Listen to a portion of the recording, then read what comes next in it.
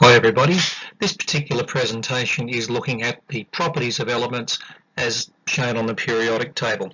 Now this particular presentation is going to be fairly basic, it is more a revision exercise and will lead on to some more complex interpretation of the periodic table a little later on.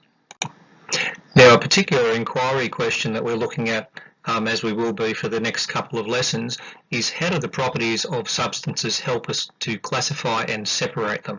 Now in this particular instance we're looking at classification more than separation.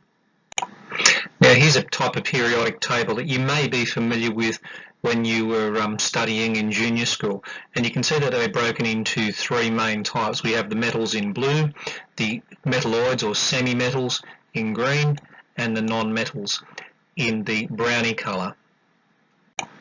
So some of the properties that I'm hoping you can remember from junior school would be things like the metals are solids, they have high melting temperatures, they're electrically conductive and so on. With the metalloids, they tend to have very high melting temperatures, they conduct electricity, they're not shiny or lustrous compared to metals. Okay, and then the last ones were the non-metals. They tend to have low melting points, they're not electrically conductive and so on. So this is sort of one way in which we can start to begin classifying substances on the periodic table. As with everything, there are always a couple of exceptions with chemistry. Most notable exception is mercury. Just here on the periodic table we can see that that is a liquid at room temperature. We can also see that bromine is a liquid at room temperature as well. However, the big difference is that that fits within the category still of the general non-metal properties in that it has a low melting point. Now, those particular properties that I went through before, they are what they call physical properties. All right. Now, this particular part that we're looking at now are the chemical properties, and this is something which I'm certain you would have done in Year 9 and possibly touched on again in Year 10, is when we were looking at the columns or the groups of the periodic table, what we were doing then is we were comparing not the physical properties of elements, but the chemical properties. And so that's, how they react. So for the first column, hopefully you remember that they all react quite well with water.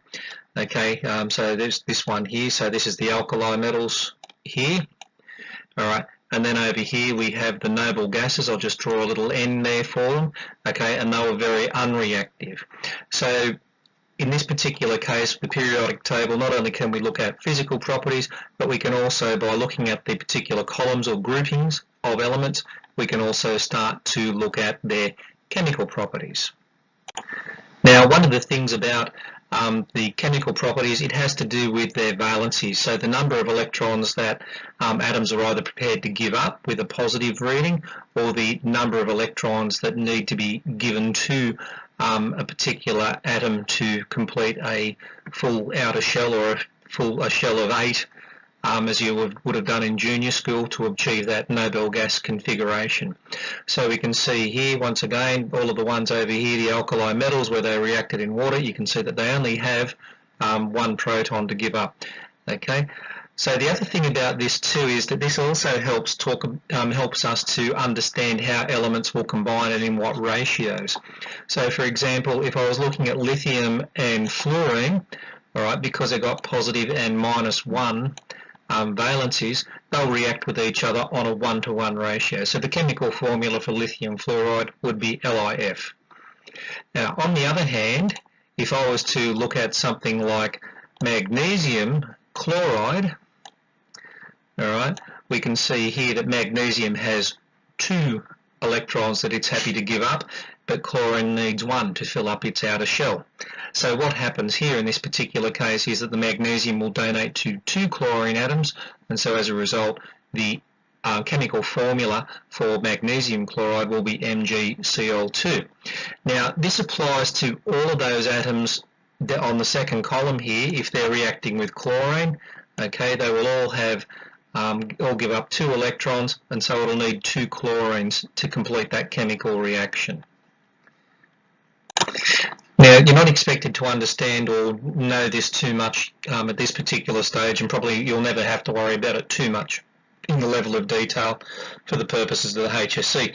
But what you can certainly see here is the classification has been broken down into even more subsets. So rather than just being metals, semi-metals and non-metals, we can see here that they've actually really gone to town with it. They've got transition elements, okay, lanthosides and actinide series and so on.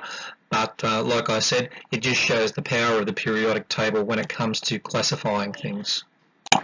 Alright, so this brings us to the end of this particular presentation. All I'm really after at the moment is that you can understand the location of metals, semi-metals and non-metals on the periodic table, what the states of matter are on the periodic table, where those particular elements are located in groups, so metals on the left, non-metals on the right and so on, and what are some of the main groups on the periodic table. Once again, this is all stuff which you've done in junior school. Alright, so I guess the final point is, can you classify the elements based on their properties and positions in the periodic table based on their physical properties? Okay, so whether it's on the left or the right or in that little grey area in between, or the chemical properties, and in particular in those instances you are looking at the column arrangement of the periodic table.